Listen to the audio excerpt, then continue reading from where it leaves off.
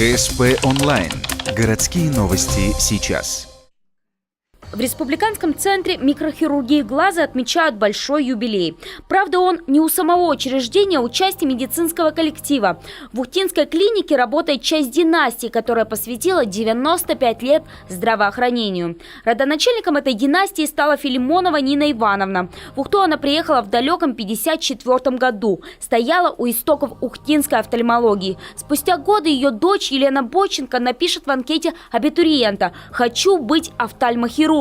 И, будучи выпускницей, не изменит своему решению.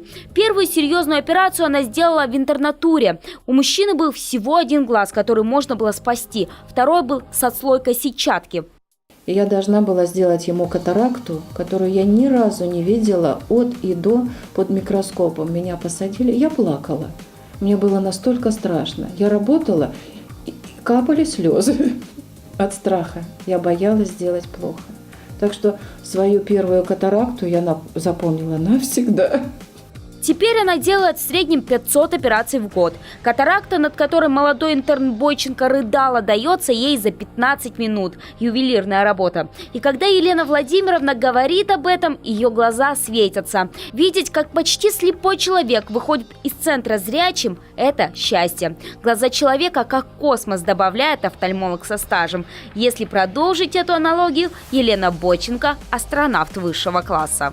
В соответствии с законом пациент имеет право выбора доктора. И можно отследить, как пациент, попав один раз к данному доктору, второй раз стремится, опять же, к данному доктору на операцию или на исследование. Ну, в основном, конечно, к Елене Владимировне, потому что она имеет громадный стаж, отличное знание. Славные традиции семьи продолжает и Анастасия Бойченко. Пойти по стопам мамы и бабушки решила еще в детстве, хоть и понимала, требования будут повышенные. Теперь она лечит глаза ухтинцев и не только при помощи лазера. Говорит, профессия хоть и любимая, но безусловно тяжелая. В ординатуре первые операции, те, которые доверяют, в общем-то, ординаторам, это различные пластики век.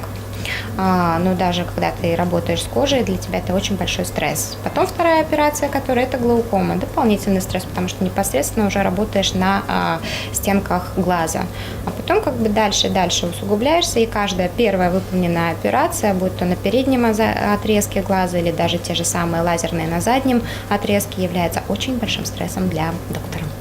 Зато так же, как и мама, Анастасия Бойченко получает мощнейшую обратную связь, испытывая счастье от проделанной работы. А еще удовлетворяет в центре жажду как ученый, постоянно развиваясь в своей профессии.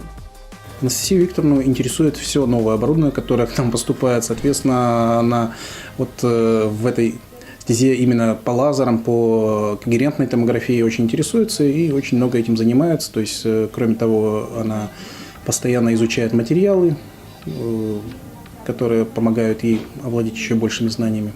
То есть в том числе даже, например, она читает и на английском языке. До столетнего юбилея рабочего стажа этой семьи всего 5 лет. Но нам кажется, что будет и 200-летний. В Калининграде трудится еще 3 человека из этой династии. Сестра Елены Бойченко Нина Голубева с мужем и сыном, который также стал офтальмологом. А в Ухте подрастает 5-летняя внучка, дочь Анастасии Викторовны, которая пока хочет быть парикмахером, но, возможно, отправиться изучать космос. Космос каждого человека, как прабабушка, бабушка и мама.